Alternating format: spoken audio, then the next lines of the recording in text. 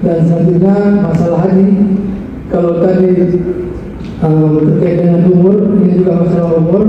Harapannya pembatasan 65 tahun ini oleh kita minta pemerintah Indonesia dan oleh Kementerian Agama agar melakukan usaha-usaha untuk meyakinkan pemerintah Arab Saudi agar tidak membatasi umur di angka 65 karena alasan-alasan yang sudah disebutkan tadi, termasuk masalah kesehatan yang tentunya juga tidak dilihat dari umur. Di sini banyak yang sudah di atas 70-an, tapi masih lebih energik dibanding saya, termasuk Pak Bupati yang Pak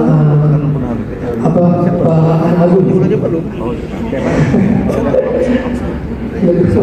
Dan juga masalah haji tadi saya sampaikan, kita berharap umur 65 tahun itu tidak hanya dibatas, karena sekarang kan umrah bebas, tidak ada batas umur. Nah, umur yang 65 tahun ini seharusnya diprioritaskan.